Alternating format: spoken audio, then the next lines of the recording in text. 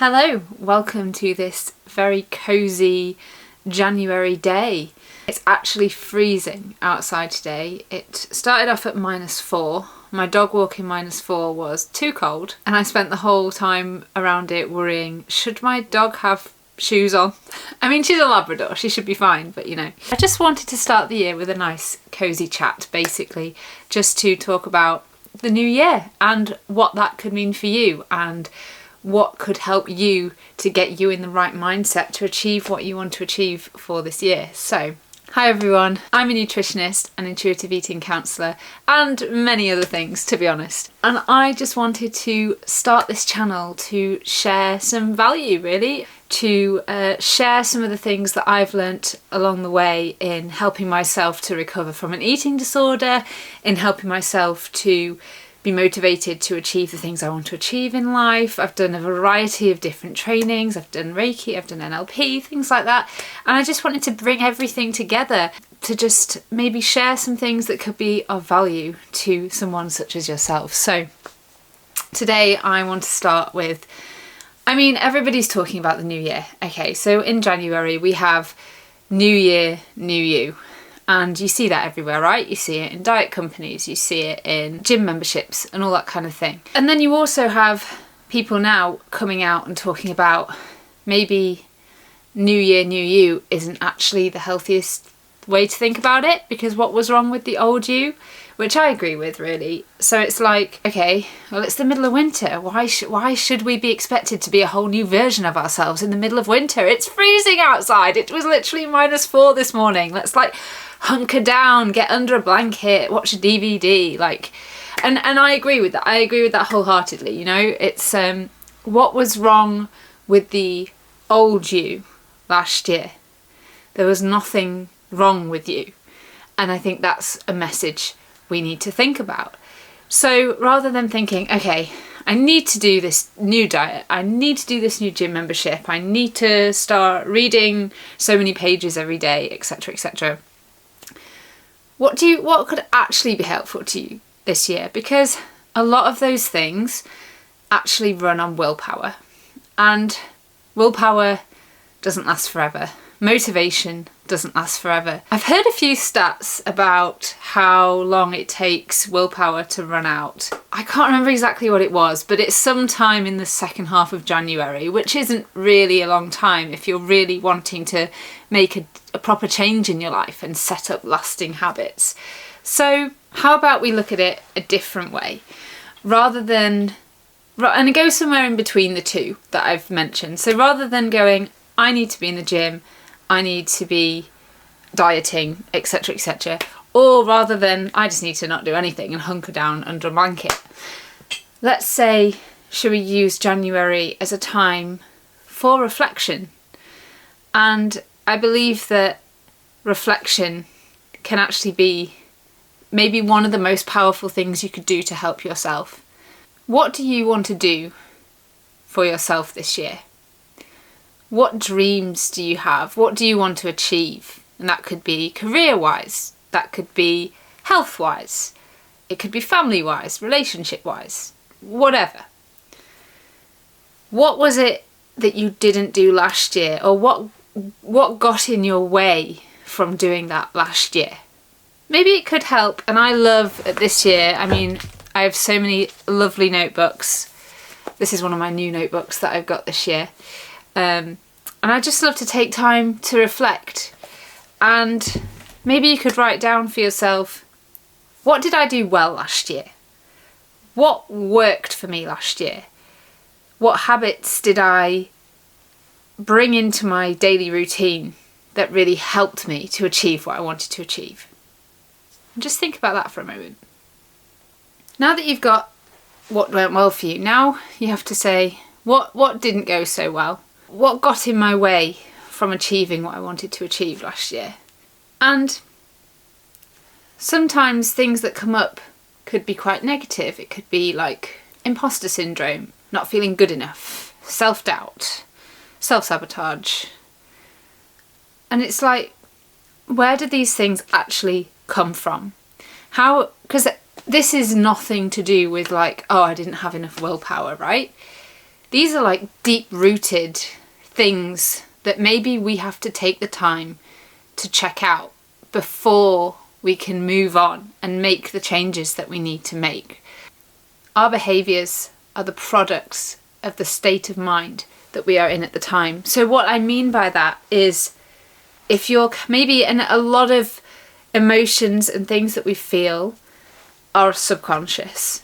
So this, you might be feeling this without even realising, but are you carrying any anger underlying everything that you do? Are you carrying a sadness? Are you carrying a trauma that you haven't dealt with? Is there something that you're carrying? Or is there a story or a narrative that you're telling yourself consistently? I'm not good enough. I'm not worthy of this. I don't deserve this. I'm a bad person. This is just going to keep happening to me. Life is always going to just do this because life is just attacking me. If we tell ourselves these things over and over, we're going to believe it. And we're going to get stuck in the same story. We're going to get stuck in the same patterns. If I go back to, you're a product of your state that you're in. For instance, if you're in a happy state, have you ever been in such a good mood or things are going really well for you in life that you're like, throw things at me, I can take it, I can deal with it, come on. As opposed to if you're in a different state of mind and you're like, if one more thing happens, it's going to tip me over the edge and I can't deal with it, and then something happens. Those are very two different mindsets to deal with something. So how do you get yourself into the best state of mind? Well, the first thing I would do is find a way to reflect and do the work. Maybe for you that could mean starting a daily meditation practice. It could mean yoga. It could mean going to therapy.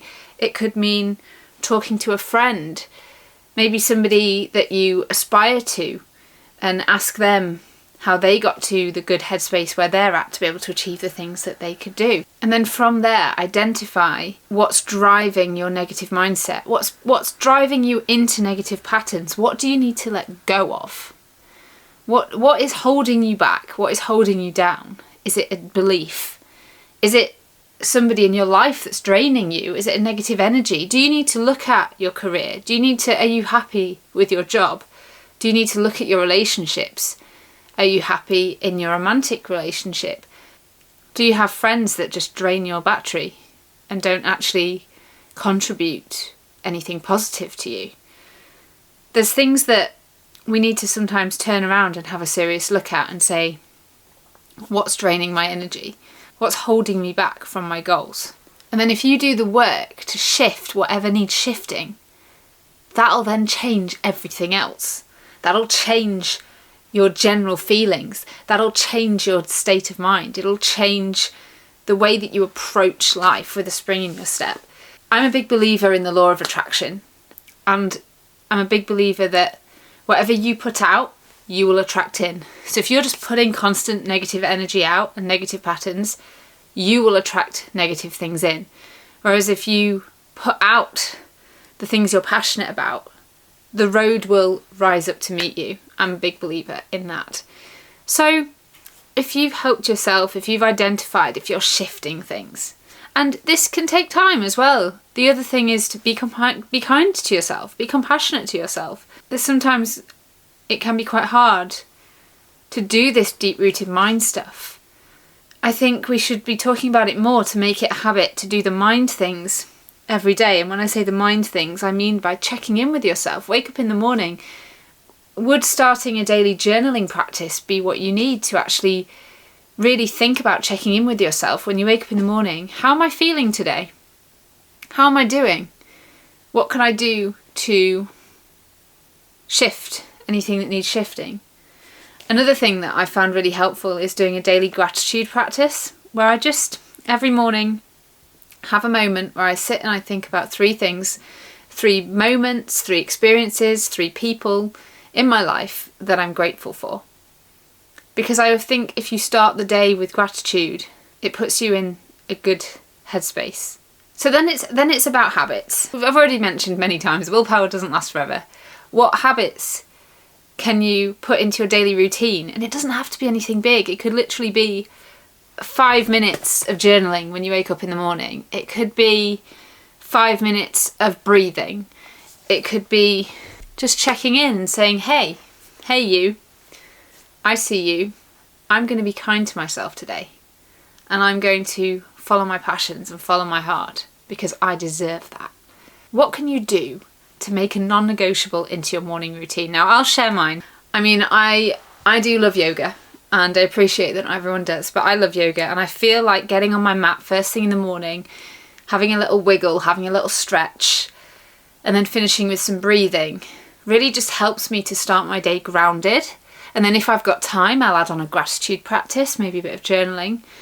And I've actually started getting up an hour earlier, and that's just, I'm not saying you have to do that, that's just my choice, because I feel like I start my day in the right headspace. I start my day ready to do these videos that I've been telling myself for years that I wanted to do, and 2026 we finally got there. So I'm talking to you. What patterns can you implement in your life in January to put you in the best state of mind you could possibly be in, which will then help you with your life going forward? I realise I haven't spoken about nutrition yet at all, and you're like, this is a nutritionist, why hasn't she mentioned nutrition, especially in January? Because the thing is with nutrition, I believe in everything in moderation. I believe in eating healthfully, I don't believe in restriction. And I think when you feel at your best, when you're in the best state of mind that you can be in, the nutrition will come. Like, yes, I can teach you, eat your protein, eat your carbohydrate, eat your fat, eat your fruit, eat your vegetables, eat your fibre. But ultimately, you won't feel like doing that unless you're feeling really good about yourself. And the thing is, it's really difficult to start a new routine. But once you get into it, once you start feeling the effects of it, once you start feeling good about yourself, once you start feeling that self-worth and you're deserving of following your passions, you're deserving of feeling good, of feeling energetic in the mornings, then you actually feel like you want to eat healthily. You feel like including all of the good stuff in your diet, and it's not about restriction. I think that's something else that I will talk about in another video. I'll do a full video on nutrition, on food, and why my philosophy is food that makes you feel good. Because that's what life's about, isn't it? We want food that'll give us energy. We want food that'll let us serve whatever purpose that we're serving in our day-to-day lives. So I want to leave you with a message. Be happy. This was given to me by a lovely guy called Darren, who I want to dedicate this video to. I only knew him for a very short period of time. I met him on a boot camp style holiday many years ago, and I only knew him for like a week, but he had quite a big impact on me. He was a beautiful soul, and at the end of the week we were put into pairs and we had to buy each other a gift, and me and Darren were put into a pair, and this was in Ibiza, by the way, and he bought me this Be Happy mosaic. I didn't realise at that time, this was quite a long time ago, I didn't realise how unhappy I actually was. Like, deep in my soul, I was just moving through the motions of life without happiness, without knowing what happiness was. And it's taken a lot. It's taken a lot of things, but for someone to give this to me after knowing me for a week and say, you know, this is my biggest message for you. I've kept this all these years in my office, and I think about it quite a lot. And the thing is, I now have actually reached this point and I am happy, and I would like to share my journey and share how I got to this place of happy from quite a dark place years ago when I had an eating disorder and I struggled with my mental health. So this is for you, Darren. This is for you, and thank you for setting me on my happy path all of those years ago in Ibiza in 2019. Thank you so much for watching today. I hope that this video has been useful to you and has started just to give you a little bit of a thought on maybe how you would like to start to shape your year ahead and get confident in yourself.